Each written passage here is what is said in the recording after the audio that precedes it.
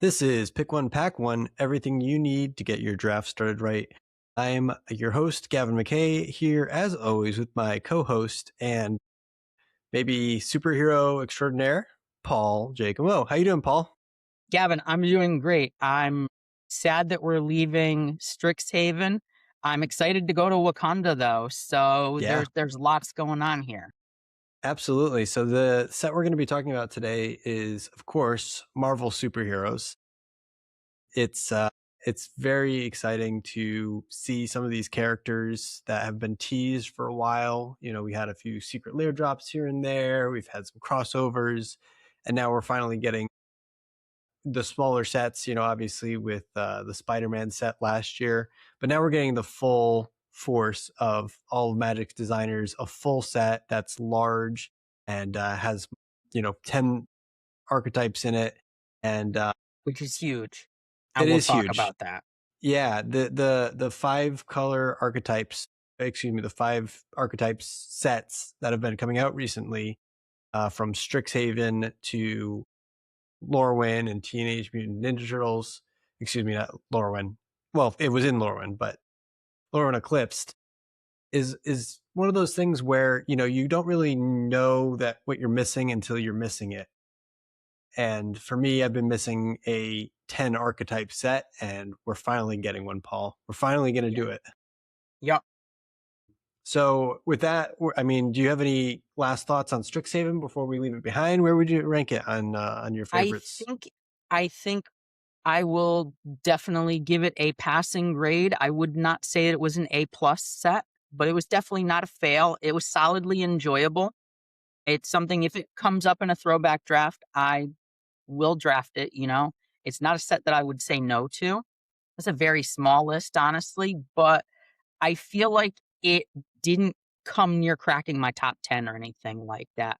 Maybe not even my top 20. It was one of those sets that's like solidly good, and I will happily draft it again, but it doesn't have something that really, it doesn't have a gimmick that jumps out and says, oh, you want to do this and live this and experience this again because the gimmick is that good. As much as I liked the set and the mechanics that were in it, and we had a set of new, cool, interesting mechanics, it's still in the middle. I don't know. We'll talk about that more when we get to the end of the year, because I'm going to have a lot to say about kind of all of the year that we've seen, because this year has been interesting. There's a lot to talk about there when we get there. Absolutely. And more still to come. For me, I would compare it mostly to Tarkir Dragonstorm last year, just because the 5-color archetype was so dominant at first. And you called it on the podcast during the pre-release. You said, hey, watch out for this 5-color archetype with this mechanic here, Converge, because it can be pretty powerful.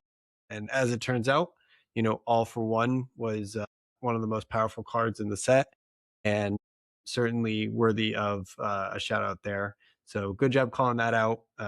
You definitely saw that before a lot of other people. You know that I'm just always the degenerate looking for 5-color garbage pile. So if it's there and it's good and it's outstanding pile, I'm in, So honestly, I really enjoyed aspects of the set, like, for example, the Mystical Archives artwork and some of the throwbacks to some of Magic's older cards, things that you wouldn't normally see in a draft. Bonus sheets originated with Strixhaven originally. They did, yeah. Mm-hmm. So they did originate there, and it's obviously a great idea to have these mystical archives and these bonus sheets here so that they can showcase some of the power that's been cast throughout Magic's history. But they also threw back some other very interesting spells that they've created over the last year. One thing that comes to mind is Monstrous Rage, the card that was infamously banned from Standard. So it's one of those things where you're looking at some of these mystical archives, and you don't realize when you're playing it sometimes in the game, but when you look back 3 or 4 years from now, and you look and you say, what were the impactful cards that I might see reprinted in another set?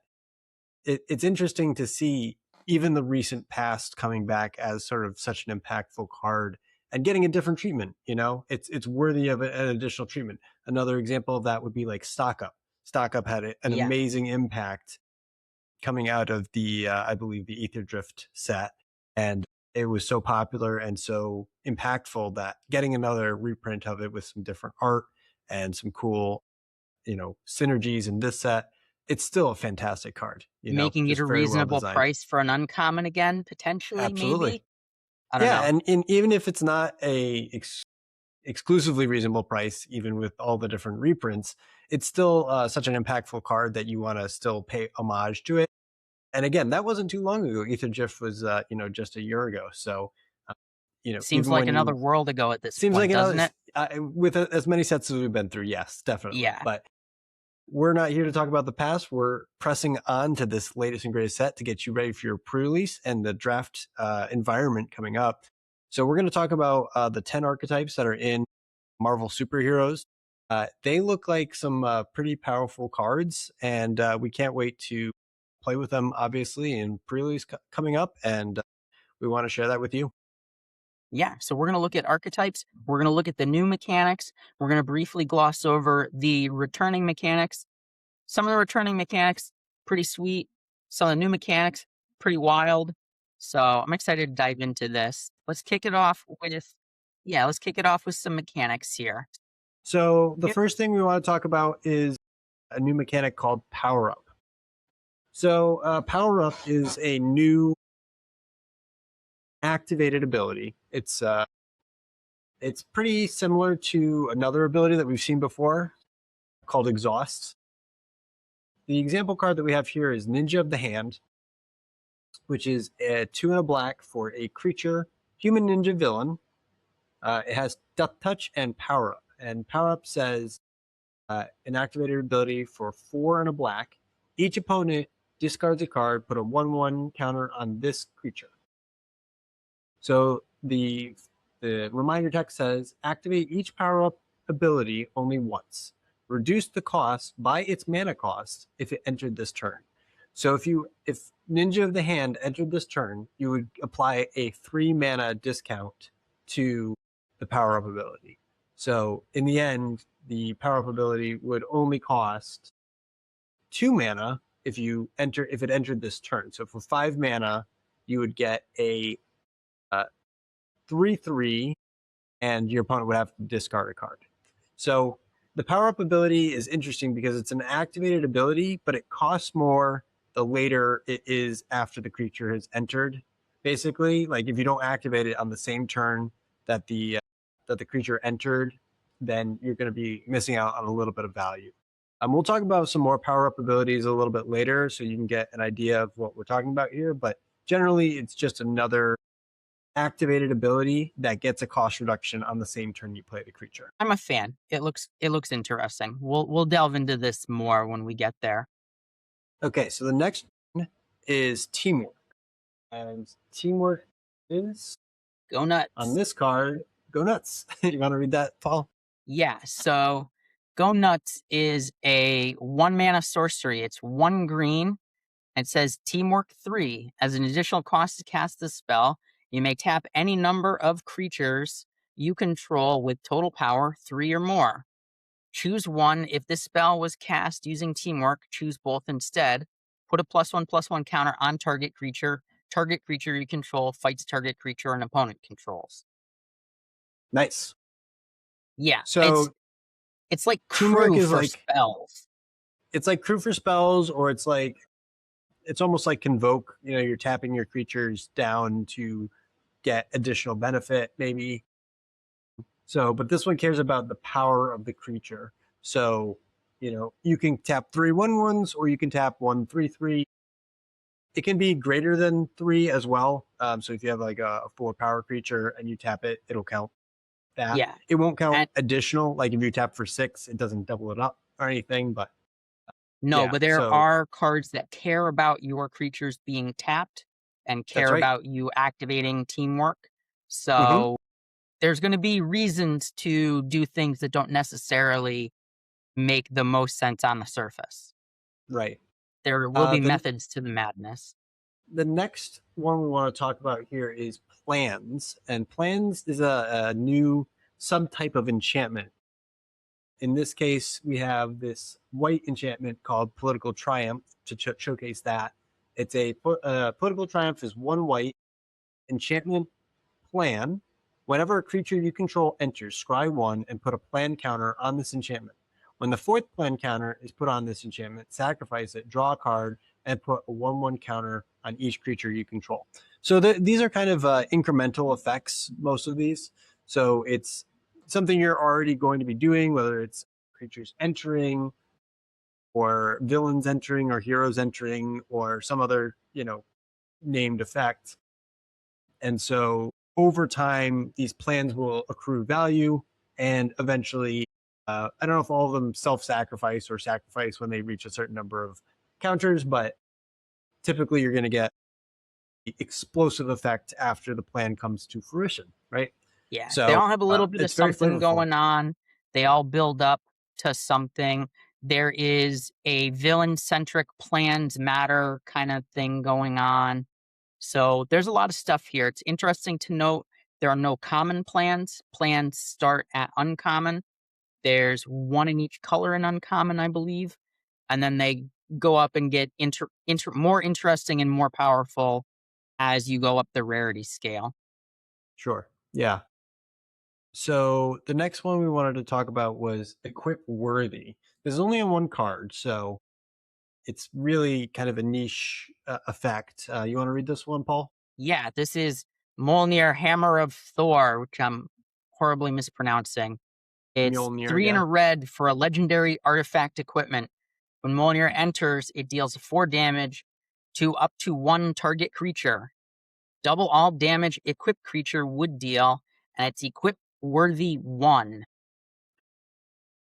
So Yeah, a creature is worthy if it's a legendary non-villain that's red and or white. And you can pay 2 and a red to discard this card, and it will deal 2 damage to each creature. So minor wrath if you discard it, and then also very powerful when it's equipped.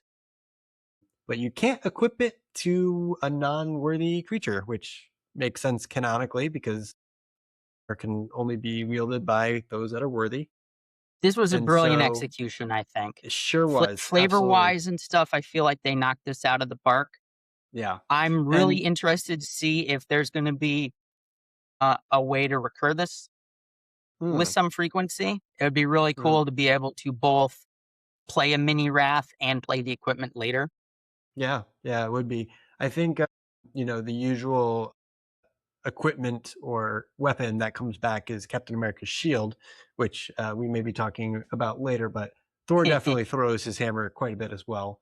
For sure. So when he throws it, it's wrath in the board. I think that would be pretty emblematic of his character, and the fact that it has to be a non-villain creature. Villains cannot wield Mjolnir. You just can't. Again, it's only on the 1 card. This equip worthy. Just make a note of it. Let's talk about some returning mechanics, Paul. You want to talk about the next one? Yeah, so we have a bunch of returning mechanics. We have connive returning, which we won't go Hmm. over in too much detail, but long story short, connive, It's when you connive when you draw a card and then discard a card, and if you yes, discard a non-land card, you put a 1/1 counter on the targeted connived creature. You still connive even if the creature is destroyed, and you can't do anything between the time when you draw the card and discard the card. There's no there's no timing, ability to right. respond. Yeah. No, there's Yep. no ability to respond to the 1/1 counter being placed on between the time that you're actually drawing the card and discard the card. So make sure you respond to the connive trigger before it actually resolves, because once the connive resolves, you can't interact with the creature until either the land is discarded or the non-land is discarded, at which point the creature will get the 1/1 counter. Yep. So that's connive in a nutshell. Villains are known for connive, so that's kind of a villainous thing to connive. It sounds kind of villainy. And I would also say that it's part of the Spider-Man set as well, had a lot of conniving in it. So if you remember back to when that was around, a lot of the villains there were doing some conniving, and there was a small discard sub theme in there as well. that went along very well with conniving, but I don't know if that's going to be the case here. There is an archetype that's going to care about connive, which we'll talk about when we get there. Yeah. Modal double-faced cards is another returning mechanic. Yep. Important to We also note saw this for in the Spider-Man. like Spider-Man, they transform. Hmm. Yeah, they don't exile and transform either. They just flip to the other side. So there's no enter the battlefield trigger or anything. They just basically flip over. So if they're tapped and they're transforming, they will still remain tapped. Yeah. Yeah, and then Um, the last returning mechanic is harness, which is only on a legendary mythic rare card, the Mind called the Stone. Mind Stone. Yeah. Not Mind Stone, the Mind Stone. Right. The Mind Stone is slightly different. Yeah. Yeah, no, I think that, again, this is our second Infinity Stone, and of them being, you know, two of the six. Unless there's some shenanigans where they're going to put all four of them in one set, which I highly doubt. This is Yeah. kind of quietly spoiled that Foretelling. we're going to get at least 3 more Marvel sets of some kind. Hmm. Well, the good news about this one is that there are a lot of cards in this set, and it's definitely significantly larger than the either the Teenage Mutant Ninja Turtle set, which was smaller, Universes Beyond, and then also the Marvel Spider-Man set, which was also fairly small. Do you want to start going over some of these draft archetypes? Well, real quick overview, we're looking at 276 draft cards and Hmm. 60 source material cards that are going to be in play for you to be having some knowledge of potentially in all of your events and all your drafts and stuff. So that's kind of the card pool to bear in mind. You had made a note of the number of legendaries, Gavin. Do you still have Yeah. that handy? Yep, there's 132 cards that are legendary. That includes artifacts and creatures. There are obviously a little fewer artifacts than creatures. The majority of these legendaries are creatures. I think there's only like 5 or 6 legendary artifacts, including the Soul Stone, including the 10 rings. So yeah, just be aware of that. But yeah, 132. So of the potentially 276 cards from the main set, it's about half of them are going to be Are legendary. legendary. So And duplicates, and legendary when you're matters. drafting, yeah, keep that in mind when you're drafting. Again, this happened in Spider-Man, so we'll see if the problem persists here, where you may be holding 2 copies of the same card in your hand, and because you've drafted a specific deck or specific archetype, and you can't or shouldn't cast the other creature because of the legendary rule, and you can't have 2 of them on the battlefield at the same time. So just be aware of that. It's something that maybe the larger size of the set will make a big difference, where you're not Yeah, going to be hopefully that will drafting be as less many. common of an Yeah, issue than it was with Spider-Man, where A, everyone in Spider-Man was fighting over green white. Selesnya. Yeah, Yeah. And B, it's a much larger set. So there's gonna be less duplication of even uncommons happening in your given draft pod. there are definitely 2 of those things are definitely working in this set's favor, where Yeah, it might not be as much of a problem. yeah. And the But this biggest is thing one of the working sets. in Yeah. all our favor, Gavin, as Mm. limited players, Yes. 10 archetypes. My Yes. mind is Love that. blown. I did not think we were gonna have a 10 archetype set this year. I'm grateful. You So don't know what you missed till it's gone, right? It's one of those things where I have enjoyed the universes within sets, Lorwyn Eclipse and the Seekers of Strixhaven. They've been fantastic, but I'm ready for a little bit of a more mind-bending challenge. I like the complexity of a 10 archetype set, where you could go into any or all of these archetypes, and you really have to read the signals, and rewards you for finding the right lane. yeah, It's been a that's the while. key It's been a thing, while Gavin. since we've had a 10 archetype set. I think, what was the last one? Pre-Avatar, Yeah, because Avatar only had 5 as well, right? Final Fantasy, Final or Fantasy, it might have been. have 10? I can't remember. I think UE might have had 10. Yeah, I think Final Fantasy might have been our last. We could be wrong. That's Correct us crazy. in the comments. Please do. Also tell us, are you on the 10 archetype train or Yeah. are you Or on do the you 5 prefer the archetype 5? train? I am a 10 archetype person. I want Mm-hmm. 10 archetypes in my limited format. I am very excited for this, echoing some of what Gavin said. I like finding the lane. I don't like formats where all we're going to do is fight over the best archetype. You know, that was what Spider-Man was. It's a little different with like Strixhaven because some people are playing strict to their archetype and some people are playing 5 color. I don't want to be too negative on some of the 5 archetype sets that we've had because I thought they were good. I loved Mm-hmm. Lorwyn. I love Secrets of Strixhaven. Not going to talk about Ninja Turtles, but that's okay. But this is, I think, the secret sauce. 10 archetypes, find your lane. You know, hopefully you've found a lane and you're not going to fight over it with somebody else because you read the signals and you know what's open and that sort of thing. So very excited for this. We have a great collection of archetypes here, We do. but let's I kick mean, the this off. thing is, yeah. I really think that, you know, for all the 5 color stuff, or excuse me, 5 archetype stuff from the last few sets, I think it's been too long since we've had a 10 archetype set. And, you know, even if one of the archetypes is more powerful than the others, or seems more powerful than the others, or maybe has slightly better cards than the others, you know, part of the fun of it is getting the cards that you think are going to make an impact on the game and making the best of it. You know, And with 10 archetypes, the power is going to be the spread power is going to out a be little spread bit out. more, you Yeah, know? So even if there agreed. is a best archetype in the given draft pod, Yeah, the cards are going to be spread out they're going to spread out. more. Absolutely.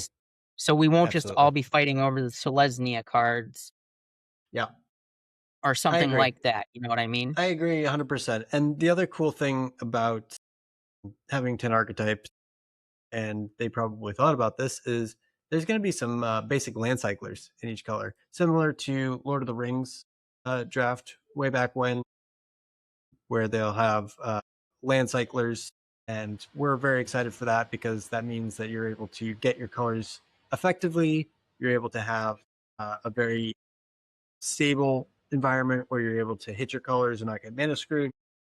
Yeah. And so we like that. We like that in a set. It's a good Fixing sign that in the side general is is, very good in this format. We'll talk about towards the end. But I want to dive right into these archetypes right now, Gavin.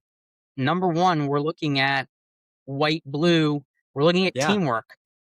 we're calling We're it looking at Azorius, right? teamwork matters Now, stuff. And finally.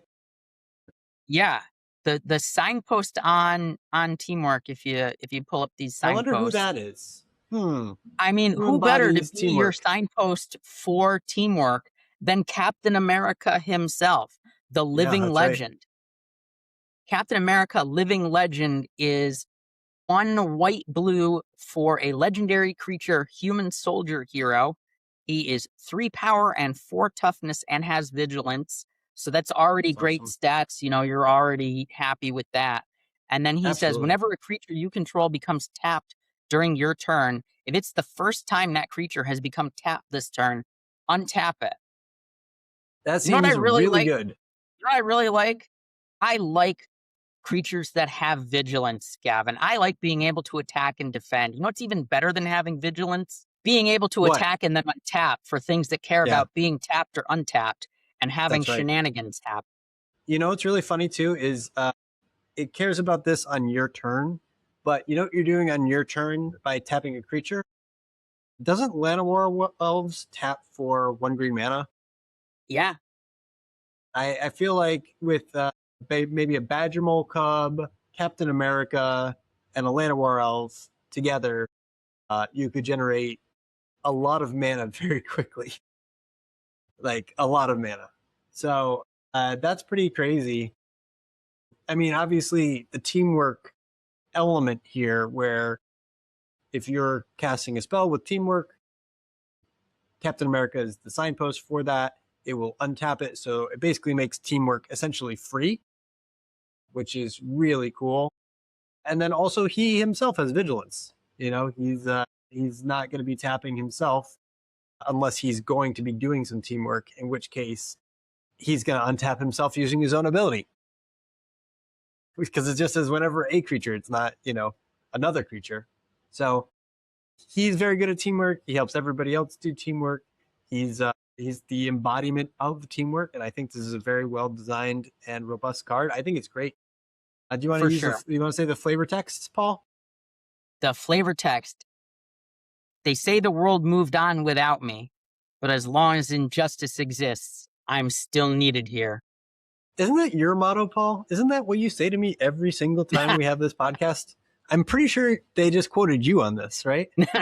Okay, so let's move on to the next one. And this one's a little bit more devious, right, than teamwork. Yes. This one is the Dimir archetype, which is blue and black, which is a draw second card archetype. Remember conniving from earlier? So you can be the calculating mastermind and draw 2 or more cards in a turn. While extra cards are good, the clever use of connive will magnify your rewards. The bad guy who's representative of this archetype is Kang, Temporal Tyrant. He's 2, a blue and a black, for a legendary creature human villain. Whenever Kang attacks, he connives. So that's drawing a card and then discard a card. If you discard a non-land card, put a 1/1 counter on this creature. Whenever you draw your second card each turn, each opponent loses 1 life and you gain 1 life. He's also a 3/4. So Kang is, again, a 3/4, but he connives whenever he attacks. So you're Very basically easy to make drawing him a a second 4/5. card. Very easy to make him a 4/5. And also, I mean, doing it every time he attacks, it's just free card draw at card selection. Even if you're not discarding a non-land card to make him bigger, you're still seeing more cards than your opponent. Like a lot. You're still seeing a lot more cards than your opponent. Yeah. This is definitely going to be a good control archetype, I feel like. Yeah. Maybe mid-range, depending on what you end up pulling.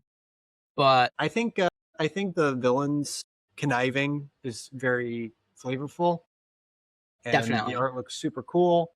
I don't know much about Krang other than that he seems like a pretty evil dude, and I would definitely be intimidated if I saw him coming down me towards me in a dark alley. All right, let's move on to the next archetype, which is Villains Matter. Villains matter. So we've already seen some villainy happening in the previous archetype, but the black-red archetype of Villains Matter is another flavor of looking at it. Here we've got Madam Hydra, who is our signpost. She is 2 black and a red for a 2/3 legendary creature human villain who says, whenever you cast a villain spell, create a 2/1 black villain creature token with menace. That's awesome. And it's whenever you cast too. It's not a enters ability. So even if your villain is countered, you still get to make this. You still get to make the token. Yep. The token. So that's nice. This I gives you a little bit of a go wide strategy, and there Menace is no joke. At least 1 card that sacks stuff.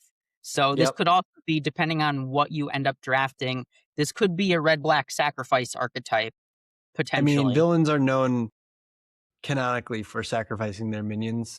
Yeah. These ones seem a little less disposable just because they have menace. But they're always going to be 2-for-1ing your opponent. I mean, if they're blocking it, typically you're going to get something out of that unless they have a lot of defensive toughness out there. Forcing a double block is also a great way to sneak through lethal damage, because if you have 2 creatures versus their 3 or 2 creatures, it's not a straight up 1v1. You're going to have the advantage there with any kind of menace ability. Madam Hydra doesn't have menace, which is fine, but pumping out 2/1 menace creatures probably every turn. I mean, if you're in this red-black archetype, you're probably going to have the majority of your creatures be villains or villain-esque. Yeah, if she sticks around, every creature you're going to be playing after that is going to be 2 creatures. It's going to come with a 2/1. It's going to come with a free 2/1 attached to it. Yeah. So, I mean, I think this is probably one of the more busted uncommons here. She's just kill on because it's a sight. cast trigger. Yeah. Yeah, she's kill on sight. I am kind of surprised she doesn't have menace herself or Mm. something else going on, but I maybe mean, the she would be way ability too is powerful if she had strong menace enough on herself. its own that Yeah. anything else would just be I mean, if insane. you can cast this and then immediately cast another villain in the same turn, I mean, Yeah, it's like, 5 or 6 mana on board. You could potentially do that. yeah, I really think that, getting 3 creatures for the price of 2, you're generating cards worth of value over time, and that's what Magic's all about, is getting that small incremental advantage. I mean, I don't know if that 2/1's gonna eventually kill you, but if you get enough of them, watch out. You won't be able to block them all. Okay, so the next one we want to talk about is Power Up, and I really like this archetype. This is Gruul. It's red and green. You hit hard with great feats of strength. You generate extra lands and mana to bring out your creatures. And the signpost for this one is Hulk, Gamma Goliath. It's a 3, a red, and a green for a legendary creature, Gamma Berserker Hero. It's a 6/5, and it has reach and trample, and it says power up abilities of other creatures you control cost 3 less to activate. So it also has power up itself, which is 6, a red, and a green, that says put 5 1/1 counters on Hulk. I mean, there's something a little bit amazing in the simplicity of this card, right? It's a 6/5 for 5, just at its base with reach and Yep. trample. Already nothing to scoff at here. But then it gives all those power up abilities that we talked about before. Everything costs 3 less when that happens. So if you haven't activated your power up abilities yet, Hulk is going to turbocharge your other creatures to be able to power up. And then it itself, the turn it comes down for 3 additional mana. So for 8 total, you would get an 11/10 reach trample. Tell me if that's good, Paul. It's okay. That's okay. That's pretty good. I'm on That's pretty board. good. No, I mean, that's really good. The power-ups, being able to reduce the cost of the power-up when they come into play is really crucial. It's almost like giving everything kicker. I know we go back to saying that every mechanic is kicker, but this is really one of those mechanics where it seems kind of obvious on the face.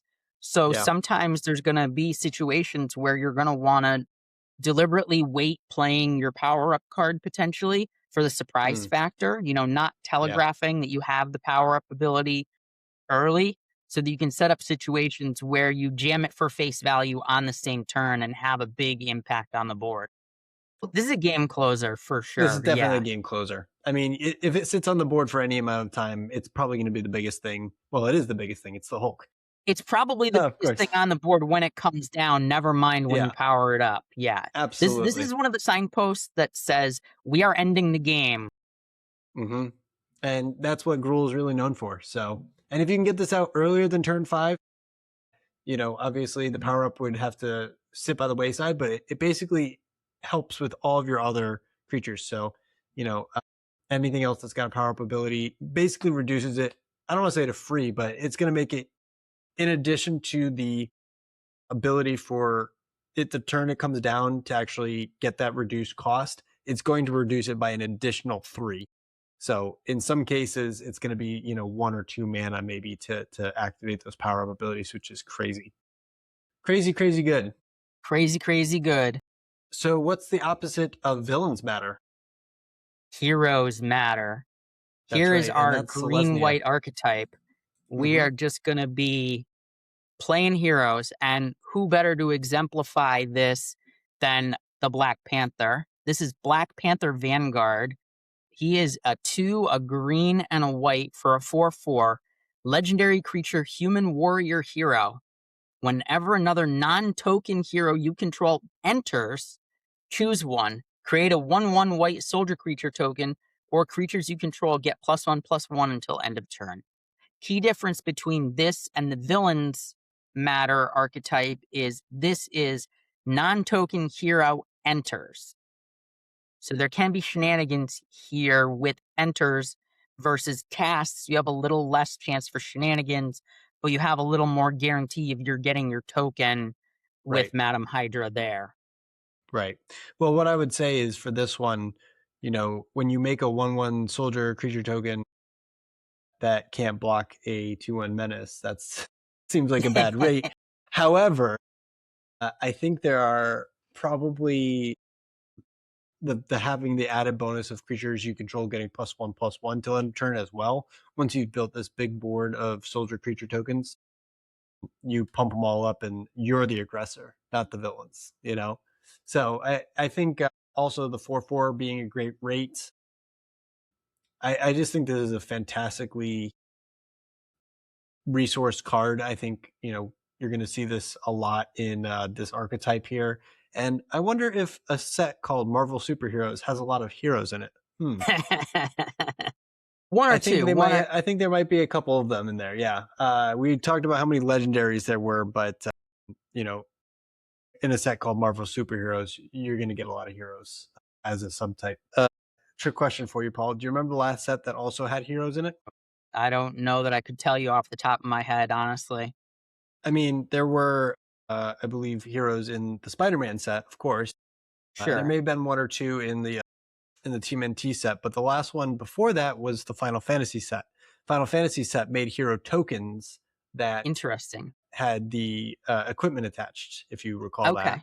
Yep. They Yep. were the black mage staff, the white mage staff, and things like that. So Job there are select. some That what the drops. mechanic That's right, was. job select. And so some of these cards that we're seeing here with the hero subtype or care about heroes have a little bit of cross universes beyond synergy with some of the other hero stuff that's happening in other universes. Yeah. All right. Let's talk about the next one, which is white and black, which is attack alone. So this is Orzov.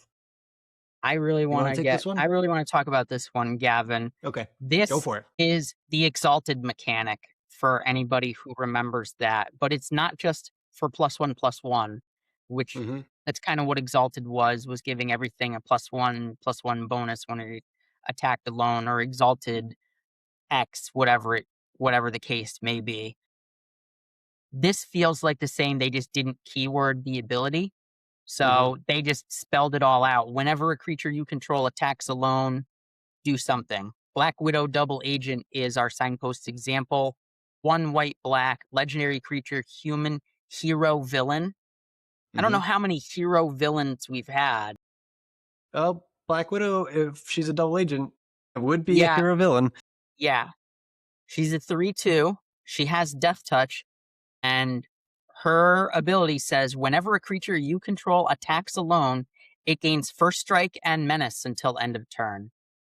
So I really like it's whenever a creature, not whenever Yes. another creature, because you can attack alone with Black Widow having first strike, menace, and death touch, and that's a pretty sweet combination right there.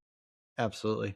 I think the interesting thing is whenever they have a attacks alone kind of mechanic, it feels a bit odd because sometimes it's more advantageous to attack it alone, but later on in the game, often that advantage dissipates pretty quickly.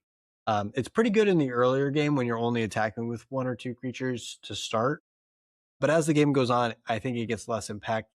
That being said, if this attacking alone thing, if the abilities are like this, where it gets first strike and menace. I mean, can you imagine Hulk having first strike and menace and reach and trample? I mean, like if Black Widow and the Hulk get together and work things out, I'm sure they would be able to cause some wanton destruction, right? I Yeah, think that's I a really I I great flavor really I win. really like this archetype. I think this is going to be really interesting, and Well, because you think raise the about it interesting too. question of when am I going to alpha strike? When am I going to Yeah, turn multiple creatures sideways versus attacking with my one solo threat? And I think that's really going to depend on how much impact you're having on the board or how many evasive threats do you have. Making one flyer a bananas attacker or my one unblockable creature continue to hit extra hard. I think that's going to be yeah. the difference there. Absolutely. And the other thing too is it's very flavorful because white and black, I mean, it says it right on the card, hero villain. white has a lot of heroes, black has a lot of villains. And so it's one of those things where how do you split the difference, right? And make it so that, these two elements would be working together. It's really going to be working alone and going in alone. There's no other hero or villain quite like Black Widow. And I don't think that there's very many, abilities and creatures like this that are going to be pointed out in this set. It seems pretty unique. Yeah, this is sweet. The next one, I want to take this one because it's pretty close to my heart. It's Is It, and it's artifacts. So it's blue and it's red. A steady stream of artifacts allows you to invent your way out of impossible odds. Spend treasures to fund your advanced research projects. So we have an inside joke in the Power Cube that we play that I can't pass up a Tinker or a Urza, and I'm kind of known in our pod as the artifacts guy that tries to force artifacts every time. And that may or may not be true, but it's pretty fun to play. And I think Iron Man as a character kind of speaks to me. But when it comes to artifacts, I couldn't think of a better color combination to do than having Iron Man be the face of this archetype because it fits perfectly, right? He's Iron Man, master of machines. 2, a blue and a red for a legendary artifact creature, human hero. He's a 1/4, but he has flying and vigilance. Iron Man gets +1/+0 for each other artifact you control. When Iron Man attacks, if an artifact enters the battlefield under your control this turn, draw a card. So he rewards you for having a bunch of other artifacts. His power gets big pretty quickly. Even having 1 or 2 other artifacts out there makes him a 3/4 or 2/4. The vigilance really makes a huge difference too. And the 1/4, the 4 on the stat line is nothing to shake a stick at. I feel like this card could definitely end some games. When you get up to 5, 6, 7 artifacts on the battlefield, I don't think it'll be too hard to do that. Also have to do some looking. I think this might be the first Is It card that has vigilance. Yeah, it could be. Like we have Sarah Sphinx was a blue color shifted Sarah Angel way Mm, back in Planar Chaos, but that mhm. was just blue. That was 3 blue blue. This is Yeah, blue and 2 red. blue red. So that's Yeah, I know interesting. blue I is think it's getting neat. more and more vigilance. Ever since murders at Karlov Manor, vigilance has become a part of blue's color identity. But certainly, it's not necessarily known for that in red. And I think that this is a perfect representation of the character. I think they really hit the nail on the head here. Tony Stark loves artifacts. He builds machines. The future is what we make it. So I Yeah. think this is perfect. I think he's going to be a great card in the set. And if there are a lot of artifacts, you fill that board up with them, and you know use your arc reactor to charge yourself up. All right, let's talk about the next one. You want to take this one, Paul?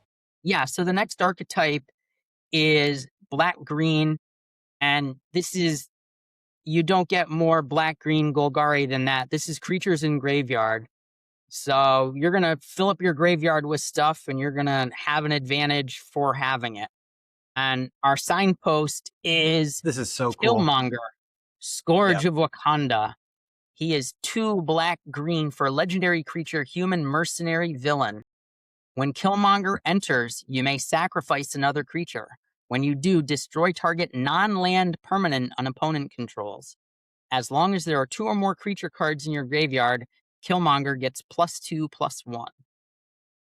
So that's a lot. That's a lot right there. You I mean can easily that fill card up your art. graveyard in the early game, just trading off 2 drops, and then have this come down, sacrifice something, and boom, you're killing something and you're having a huge beater as well for 4 mana. Can we just talk about the card art for a second? That is so intimidating. I Sword that pointed pose straight and at the everything. audience. I mean, yeah, and he's also got a staff.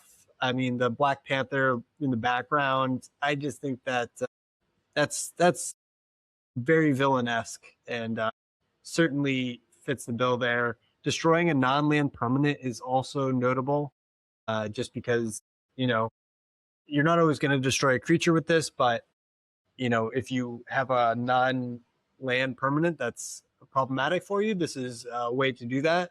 I know that sometimes in sets there's artifact removal, but sometimes there's an enchantment out there and you want to kill the enchantment, but you only have artifact removal or only creature removal. I mean, this doesn't care. As long as it's not a land, it'll blow it It'll up. blow it up. So Yeah. I think the we're good. interesting thing to note about this too is we have a sack outlet of some kind, and we also have the black red archetype making a bunch of tokens. So maybe there's a Jund archetype that we're going to end up seeing materialize in draft. Maybe black red and black green are going to be a color pair that we're going to be looking to mash together in our sealed decks, not even necessarily Yeah. when we start talking about draft, just talking about And by the pre-release, time, looking at ways to put A plus B together to make a secret sauce that's better. I mean, to think about when you're going to be casting this, maybe on turn 4, maybe a little bit later, because there's something you want to blow up, you're holding it onto it. It's probably going to come down as a 5/4. If I'm really being honest, I think by the time the game has gone on, if you're in this archetype, you're probably going to have a couple things in the yard, Yeah. Well, and think so about this. Think about this sequence, Gavin. You cast Madam Hydra in your mhm, Jund deck. yeah, Then you cast Killmonger. Madam Hydra yeah, cares about casting a villain. So on cast, make a 2/1.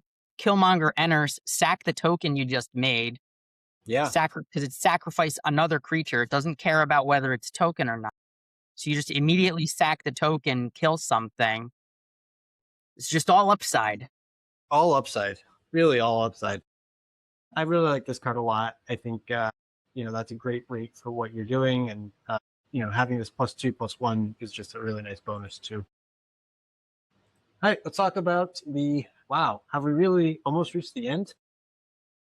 It feels like we've been going about this for quite a while, but I don't know. 10 archetypes. It feels right. 10 archetypes. It feels like we've blazed through them. It's kind of amazing. Great. So this one's non-creature spells. So this is the Boros archetype, the red and the white.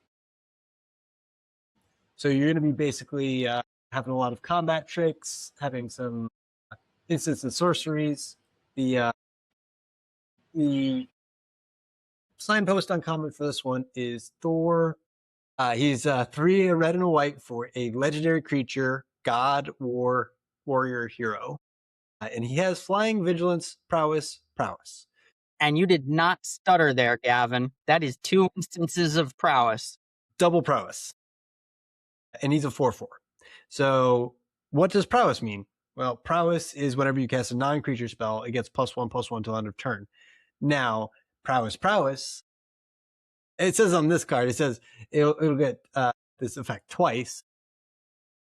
Whenever you cast a non-creature spell, it doesn't even have to be an instant or sorcery. It can be anything. It could be an artifact. It could be, a saga. It could be an enchantment. It could be a plan. It could, anything that's not a creature, that's a creature or a land is going to trigger this. So pretty easy to do. Maybe not the turn that it comes down, but the turn after.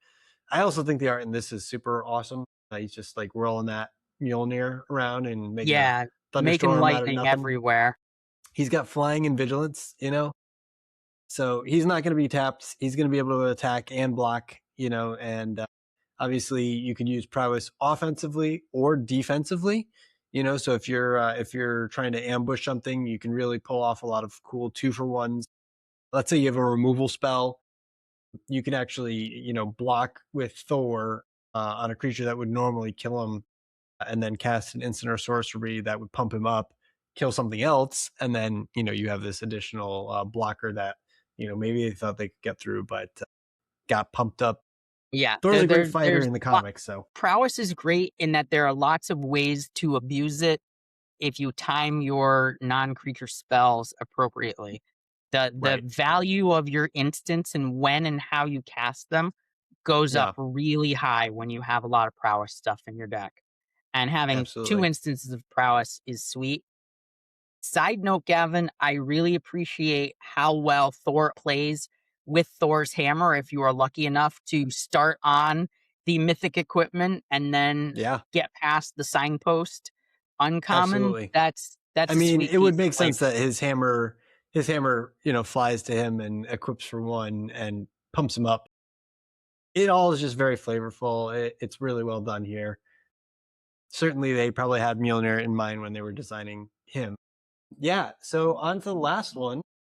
This one is maybe the least creative, maybe of the Last and archetypes. sadly least in terms of Yeah. flavor and value, this is blue green +1/+1 counters. Simic. You They know, never get Simic anything great. doing Simic things. I don't know what to say there. Maybe they couldn't, say it's Ant Man. It Yeah, I it mean is Ant it Man is Colony Ant-Man. Commander. Ant-Man Colony So Commander is a 2/2. It's a 3-mana 2/2. It's 1 green blue legendary creature human rogue hero. Whenever Ant-Man attacks, you may pay 1. When you do, put a +1/+1 counter on target creature. And whenever you put a +1/+1 counter on a creature, create a 1/1 green insect creature token. This ability triggers only once each turn. So good. That's a really good card. I will definitely say that this is something that generates passive value. After you've cast him. And so basically every turn after you've cast him, you're basically generating an additional creature plus a plus one counter because it just says a target creature. You can put it on himself or put it on something else, but you're always generating an additional creature with that. So that's really good value. I just this +1/+1 counters thing. I think they're always going to be something with a +1/+1 counter in each set for Magic. It's just kind of one of those core basic mechanics that's always going to exist. I'm just disappointed that It's Simic flavorful always here, I seems to guess. be Yeah, where the archetype falls. Occasionally it ends up in Boros or somewhere else, and we have a +1/+1 counter matters archetype somewhere else. But I'm always yeah, disappointed when it just falls back to Simic as the default, blue green. right. I would really Yeah. love to see blue green be something a little more out of the box, like Hmm. Ramping. power difference from base power or something Hmm. like that, you know, Yeah, a I little mean that would make more. sense for Ant Man, definitely. Yeah, exactly. Something a Yeah. little out of the box, I think, would be nice. But as far as the mechanics in this set go, there's no archetype that I'm disappointed in other No, for than, sure not. well, green blue is doing green blue things. You know what I mean? Like every archetype Yeah. feels interesting. Hmm. I'm definitely gravitating more towards the personally either the draw second card conniving mechanic archetype or the black white attack alone if I'm going to be 2 colors. If I'm Hmm. going to be multicolors, I really want to do Jund villains matter stuff or be doing That'd be cool. 5-color villains matter type stuff. I feel like there's a lot there that's speaking to me really well. Yeah, for me, I think artifacts. I just kind of want to try. I mean, I don't want to play to the stereotype within my group here, but I just think that you know I've been a big Iron Man fan for a long time, and it'd be really cool to see him on a card, and you know the billionaire, playboy, philanthropist, genius inventor. It's going to be neat to see what the overlap is in like a Jeskai archetype. Like, what Hmm. is the overlap going to be between the artifact matters cards, the teamwork matters cards, and the non-creature spells matter cards? And is there going to be a secret sauce that mixes the best of those archetypes together? You know, that's something that's intriguing me. The more I look at this set and see 10 archetypes, the more, Gavin, I'm seeing 5-color good stuff. I can't help it, you know, and when we start looking at the fixing in this set, we say, wow, 5-color good stuff. Yeah. Even though we don't see a lot of like 5-color payoffs, we do have a lot of 5-color enablers. And don't get me wrong, I'm not saying there are not 5-color payoffs. There are Hmm. 5-color payoffs. We can pull up one, Hmm. Which is which is what do Nick you want to Fury. know? Nick Fury, yeah. Nick Fury Five is colors. the big one. Nick Fury, Agent of Shield, right here. Yeah, Agent of Shield, He's got a white, 5 blue, color black, power up. red, green. Put 2+1/+1 counters on Nick Fury. Then look at the top 7 cards of your library. You may put a hero, equipment, or vehicle card from among them onto the battlefield. If it's a double-faced card, you may transform it. That's awesome. That's Yeah, such a so good there ability. there are definitely 5-color payoffs. Although Nick Fury being a white mana 2/1 in a format that has teamwork, this guy could also just be a role player in your teamwork deck, you know? Yeah. Yeah. I agree. One interesting thing that I think we didn't cover in the power up ability is, if I correct me if I'm wrong on this, Paul, but I think it would also reduce the colored mana restriction. I believe so, yeah. So this would cover your white cost if you cast him the same turn you're powering him up. Right. So it would only be blue, black, red, green. So just keep that in mind for the other power up abilities as well, that it can reduce the colored mana cost as well. So you would just be paying generic mana instead of the the one that is specified with the specific colors. So if we go back to the Hulk one, it would be red and green reduced as well. So interesting. Yeah, I mean, instead of, it says mana cost instead of mana value. So I think that's the big differentiator there, because mana cost includes the colored pips, whereas the mana value is just the total of those cards. Okay, so I mean, Paul's calling it now. 5 colors is going to be a thing, or at least he's going to make it a thing for I'm gonna sure. try. Pre-release, definitely. We're gonna play whatever rares we open that are sweet. Speaking of pre-release, what's your sense and vibe of how excited people are for this set? I know that there's been a lot of hype for it. There have been a lot of pushes from certain content creators and folks who are excited to open packs. I'm getting the sense that folks are excited, but sort of excited, but not ravenous for this kind of set and this kind of content. What's your take on this, Paul? So here's where I look at it, Gavin. I think pre-release is gonna be gangbusters. I think everybody and their sister, mother, uncle, best friend's roommate are gonna be there to play pre-release. Mm-hmm. If your store takes signups in advance, definitely sign up in advance. Don't I be would turned definitely do away that. at the Yep. door, left out in the cold, whatever the case may be. Left out in the heat if you're here in New England right now. It's a little warm to say the least. Definitely. But yeah, 10 archetype set. I'm jazzed for this. I feel from other players that other players are hyped for this. I think Mm-hmm. what's going to be the key barometer check is not going to be how this set is doing at pre-release. I expect it to do fantastic.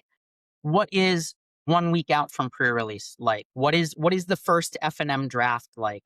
What is the fourth F&M draft like when we're 1 month out from the set? The shelf life of a format these days is only about 2-ish months, 2.5 months or so at most, typically.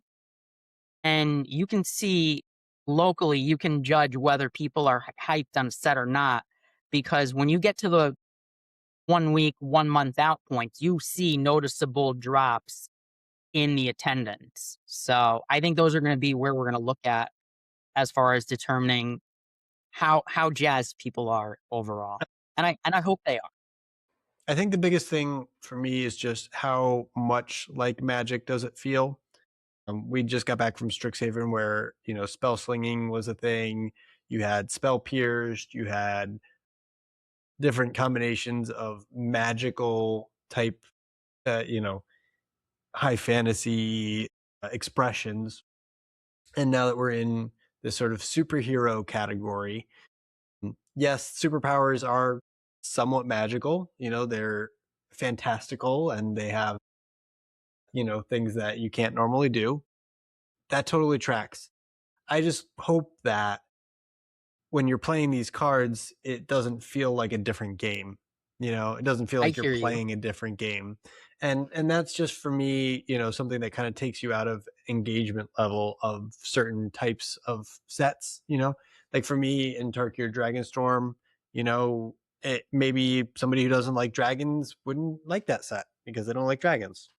Maybe. I don't know anyone who doesn't like dragons, but that is to say, if somebody doesn't like the set because it's a Marvel Universes Beyond crossover, don't. It's not going to be. It's not a. Everybody can have their own preferences and their own tastes, and just because somebody likes Marvel doesn't mean that they won't like other parts of Magic too, and vice versa. Just because it might not be somebody's cup of tea doesn't mean that they should, have to play this. So, And Gavin, what I, you're talking about now is starting to speak to not just Marvel specifically, but universes beyond generally.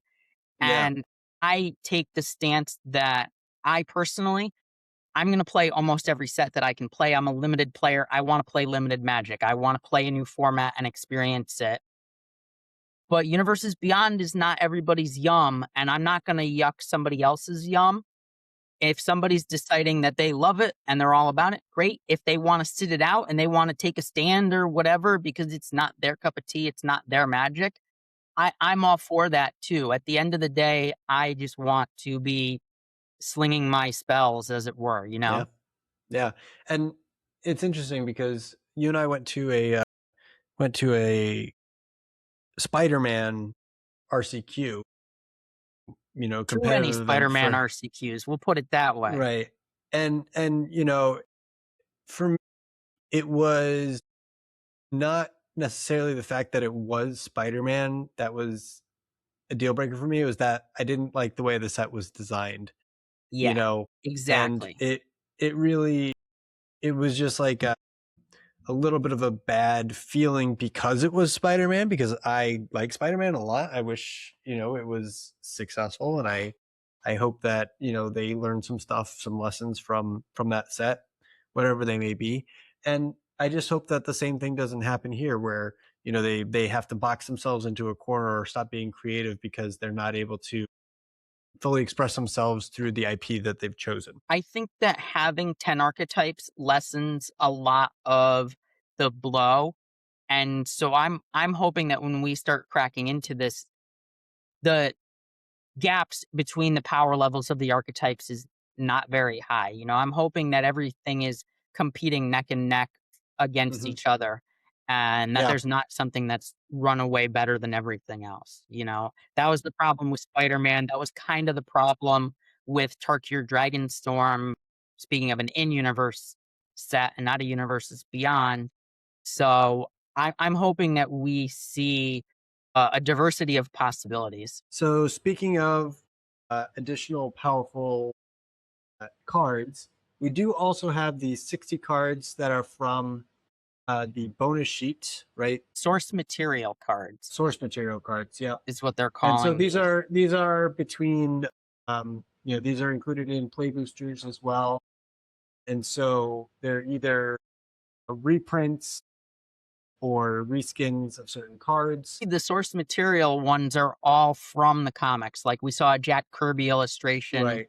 there a little bit Some of them ago. are newer comics, and some of them are from like older comics. Yes, but they're all Yeah, from the comics. Yes. no So it's worries, no worries. Simulacrum Synthesizer is like the OG Iron The Man. OG Iron Man. Yeah, that's Yeah, that's very when he was sweet. back when he was gray.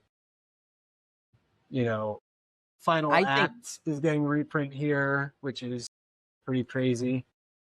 I think the Chaos interesting Warp. thing that you noted, I believe, at the top of the podcast was the fact that they're reprinting all the Secret Layer, That's right. Marvel Secret Yes. Layer Yep. characters So we have here. Wolverine Best There Is here. This was originally a Secret Lair drop that was only, I believe there was 4 or maybe 5 cards in the Secret Lair drop, and they were very specific. They we were unsure at the time that they would actually ever reprint these cards, so the value skyrocketed, and here they are reprinted. Storm Force of Nature. This is one of the ones that I really enjoyed and liked, and this is new art of it, of course. So It's Storm, Force of Nature, 1 green, blue, and red. Legendary creature, hero, flying vigilance.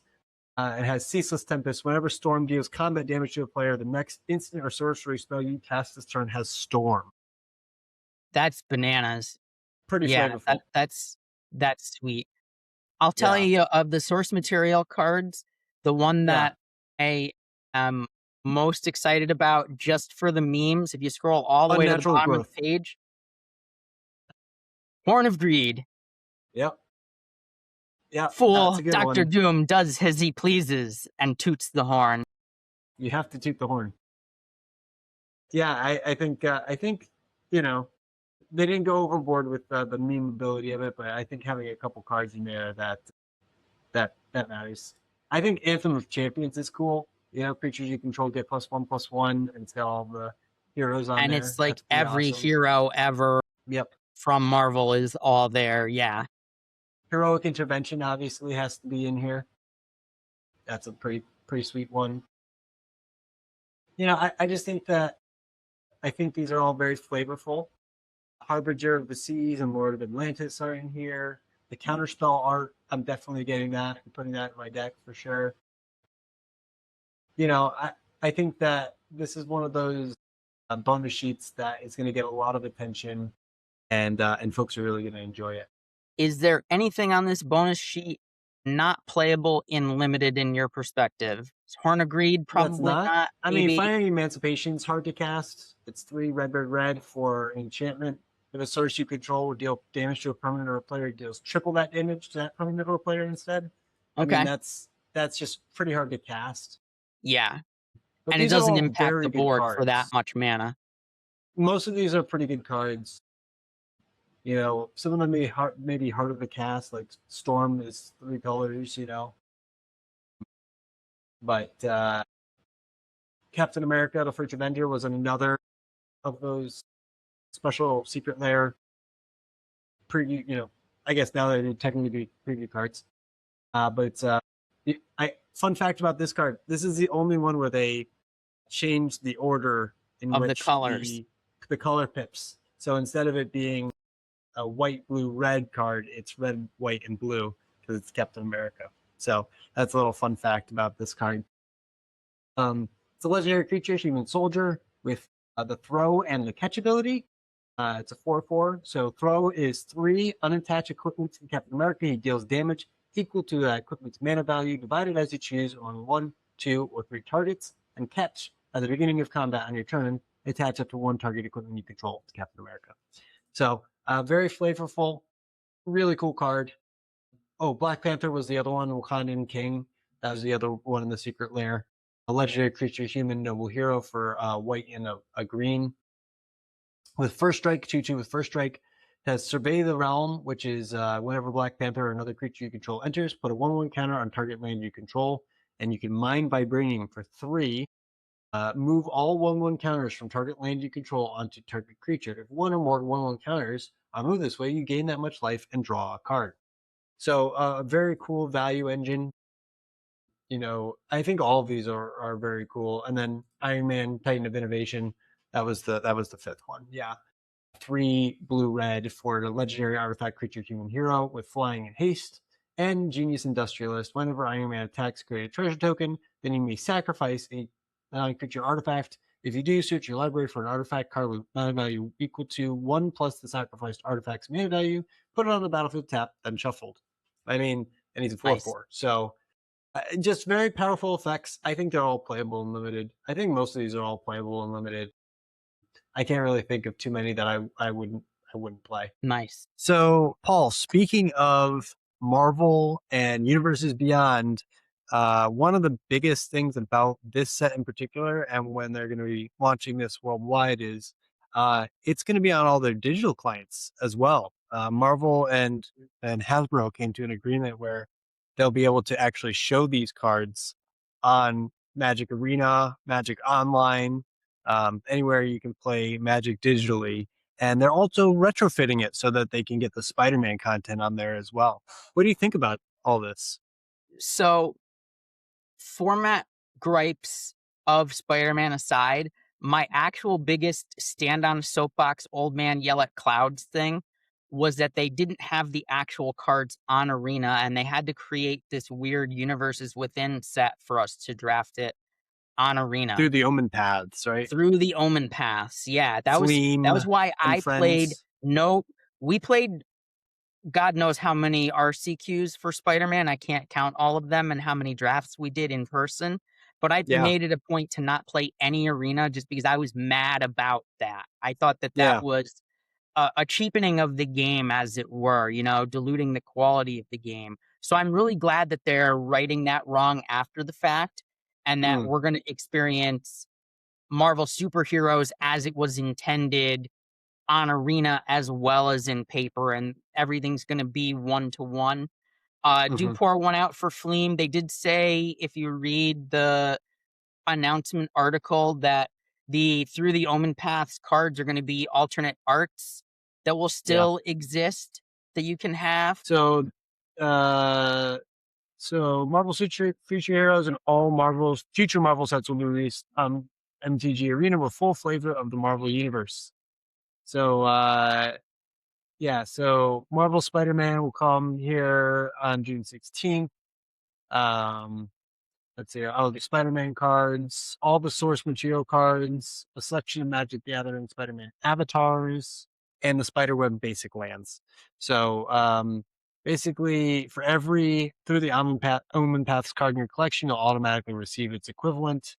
If you have one copy of Leyline Weaver, you'll get one copy of Spider Manifestation. And we'll continue having each of your Through the Omen Paths cards as card styles. So basically, they're converting them to card styles. So if you want to Yep. play with the universes beyond Through the Omen Paths, if you're really you hate what the Green Goblin has become, and you really want Fleam instead, you can still have Fleam. So what I want, actually, Gavin, is the other way around. I want them to take heart in people's love of Fleam and the Through the Omen Pass that they did do, Yeah. and make those like some kind of chase bonus secret layer something so that we get Fleam That'd in be great. paper. I know someday we're going to get Squee and Crag secret layers, which I haven't seen them announce anything about Marvel or Universes Beyond, but I know they'll be back for the set upcoming after Marvel, that's in universe, which is going to be uh Reality Fracture. I, Reality I do Fracture, hope to right? see Squeen and Crag return. I'm sure they They, will. they are they are They've always heroes been of, a of mine. Podcast hit. legends. Podcast legends, Screen Crag. Yeah. Again, hit us up anytime you want, guys. We'll be Yeah, here. anytime you want to be guests on Pick One Pack One, we'll have you on. We can talk about the flavor of cards And the in actual more taste. ways than one. Delicious. All right. Cool. Well, yeah, big news on that front. Can't wait to play with them on Arena. Um, it's gonna be a big change and for the better. So, final thoughts, Gavin. Do you think this is gonna be a fast or a slow format, Paul? I feel it's going to be archetype dependent, very much so. Like the white black attack alone archetype is probably going to put a lot of early pressure on. Mm-hmm. The Boros archetype is probably going to put a lot of pressure on certain builds of blue black if they're less controlling and more aggressive, could potentially, because conniving, you can just make things big quickly. If they come down early and you're able to repeatedly connive, you can Mm-hmm. just keep growing things out of control that way. I think there's a lot of possibilities here. So Mm. I think draft will Well, definitely have some aggro decks in it. I'm not sure that sealed is going to be that way just because of the power level of some of these cards. I feel like everybody is going to be wanting to play multiple colors, play all their best cards and stuff like that. So I think pre-release, unless you have a bunch of aggro rares in your pile and you just want yeah. to play a streamlined 2-color deck, I think you're going to be best served at pre-release by playing multicolors. But when you get into draft, you're going to be really zooming in, zoning in, honing in on that archetype and doing whatever the archetype is going to dictate. And just for our viewers at home, I did just pull up the number of villains that there are in the set. There are 3 white villains. There are 4, 5, 6, 7, 8 blue villains. 4, 8, 9, 13, 17, 21, 23 black 3 black villains. villains. Yep. 6, 8 red villains. And 6 green villains. So there's villains in every color. Black has the most by far, but red and blue aren't that far behind, with green kind of snaking in there in the middle. And But then we have a yeah, bunch of multicolor ones. there's a bunch of multicolor ones as well. Interesting So to note that we have some hybrid mana ones. We have Bullseye and we have Ghost. Yeah. Yep. Bullseye is the red black and Ghost is the black blue. Yep. And then Are there's these the also only two with Abomination hybrid mana? Terrifying Titan that's up there also that I missed. I didn't see that one. I would say there are more heroes than villains in the set, though. There are 91 cards that are heroes and only 69 total villains. So take that with How many what you villains? will. 69. Nice. 69 villains, yes. So take that into consideration when you're building your heroes versus villains deck. You may not see as many villains as you may be hoping to see, but again, they're still very impactful. So I wouldn't be too worried about it. Okay. Is there anything else you wanted to talk about, Paul? Let's about just talk about about Magic in general? Let's just talk about a couple of individual cards from this set that stand out. Herbie Scout Unit is something to keep an eye on. This is a 4 mana artifact creature. It's 4 artifact creature robot scout. It's a 2/1 flyer, and it says when this creature enters, draw a card. Then you may put a land card from your hand onto the battlefield tapped. So 4 mana, leaves a 2/1 body behind, draws a card, and potentially ramps you if you have a land in hand. So I mean, I don't think that this is the seems pretty good. the most exciting, impactful card, but I think the win rate on this is going to be solid. Like, I would be hard pressed not to play this card. If I'm in a dedicated streamlined 2-color aggro deck, probably not going to play a 4 mana 2/1. But in any multicolor pile, I'm gonna windmill slam every one of these into my 4 or 5 color garbage pile that I can. Because draw cards, put extra tap lands into play. Sign me up for that. We were talking about Spider-Man before, and because it was simply a Spider-Man set, and there's only one Spider-Man, they had to make several versions of Spider-Man or go into the multiverse to say, Spider-Man UK or Spider-Man India or Spider-Man, 2099. Spider Noir, Spider Pig, you name it. There was a lot of spiders. In this one, there isn't that, I don't want to say egregious, but high level of the same character appearing over and over and over again. I think, Captain America maybe has 2 or 3 cards, at most. Certain of the bigger heroes have a mythic rare, a rare, and an uncommon. Yeah, right. I think so. And if they're representative of a specific color, they show them off. But you're not going to run into that same problem where you're going to have 7 different Captain Americas to keep track of. No, you maybe have 1 or 2. It's not an entire set of spiders, man, that you have to keep track of. I think that, just my final thought here is, universes beyond are an integral part of Magic at this point. There's no getting away from it. There's no, if you're playing Magic, you're probably playing some universes beyond at some point here. Just because it makes up the majority of the sets that are released this year. It makes up the majority of the sets that are coming out. And will continue to do so as the game is growing and attracting more people. Magic is more popular now than it kind of ever has been in the past. And so it will continue to grow and evolve. And so by, leaning in a little bit and saying, this is going to be what the game kind of looks like, and playing formats and playing the way that you like to play it. The way that I love to look at Magic is it's a giant social experiment where everybody gets to do what they like to do.